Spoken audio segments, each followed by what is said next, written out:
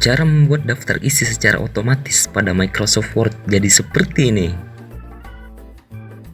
Jika kalian sudah punya file seperti ini, nah di sini file yang saya buat lebih simpel aja ya, agar lebih mudah dimengerti.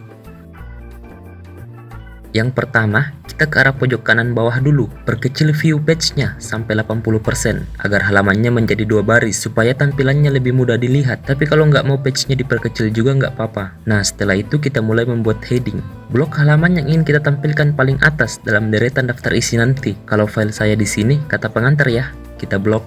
Lalu di home, kita ke arah kanan untuk melihat heading 1. Di heading 1 ini, kita jangan langsung klik, tapi kita arahkan kursor ke heading 1 dulu. Terus klik kanan, pilih yang paling atas, update heading. Dan berikutnya kita blok lagi, lalu tinggal tekan aja heading satunya. Kemudian kita lanjut ke bab 1, blok dan klik heading 1. Nah, ini kan jadi dempet ya bab 1 sama pendahuluannya. Jadi kita ke heading 1 dulu, kemudian klik kanan, pilih yang modify. Nah, di sini pilihan jaraknya ada 3 ya. Kita bisa pilih untuk jaraknya. Di sini saya pilih yang paling kanan, lalu tekan OK. Ini gunanya agar di bab 2 dan seterusnya nanti mengikuti format yang sudah kita ubah di bab 1 barusan, supaya nantinya di bab 2 dan seterusnya kita tinggal tekan heading satunya saja. Lalu ke bab 2. Blok dan tekan heading 1. Nah, langsung ikut format di bab 1 tadi kan? Begitupun di bab 3 dan seterusnya. Kemudian kita ke sub-sub bab seperti A, latar belakang, B, masalah pokok, dan di sub bab 2 ada A, kajian teori, dan di bab-bab seterusnya. Nah, pertama kita ke sub bab 1, ada A, latar belakang. Kita blok dulu, lalu ke heading 2. Caranya sama seperti tadi, jangan langsung klik dulu. Kita arahkan kursor ke heading 2 dulu, kemudian klik kanan, pilih yang paling atas, update heading 2. Nah, untuk yang B, masalah pokok, kita tinggal blok lalu klik heading 2-nya. Nah, untuk sub-sub bab di bab 2 caranya berbeda. Pertama kita blok dulu subbabnya, kemudian kita klik arah panah ke bawah untuk membuka yang ini. Kemudian kita pilih create a style. Terus name-nya kita ganti jadi heading 2 bab 2, lalu tekan yang tengah modify.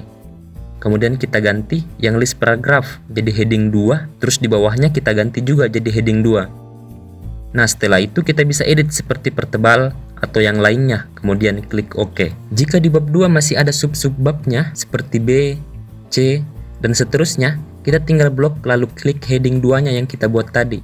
Nah, untuk membuat heading 2 pada subbab berikutnya seperti bab 3, bab 4, dan seterusnya, kita pakai cara membuat heading 2 seperti di bab 2 barusan.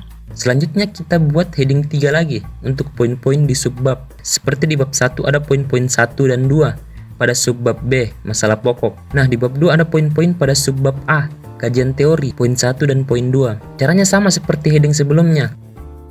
Kita blok poinnya yang nomor 1, terus kita tempatkan kursor di heading 3.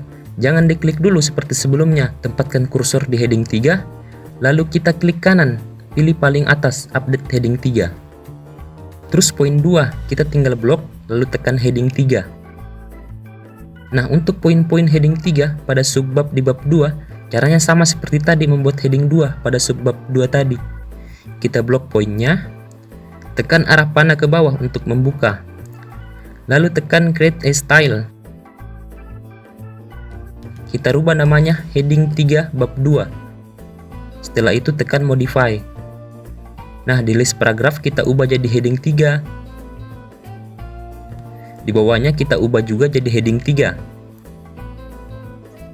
Bisa diedit kalau perlu, kemudian tekan OK.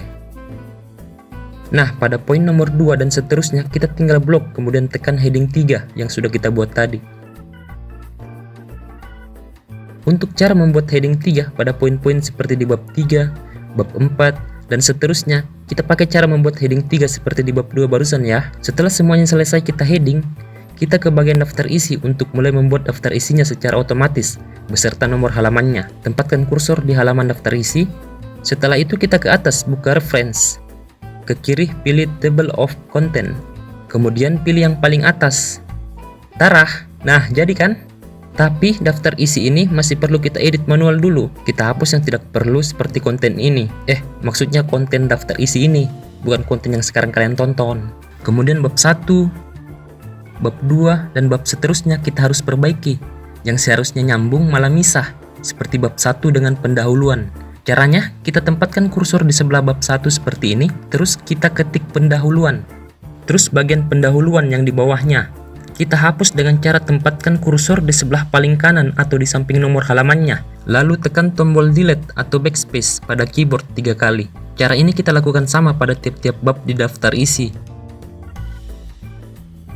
Kemudian kita ubah fontnya mengikuti format di file dokumen kita. Blok semua dulu, lalu ke home.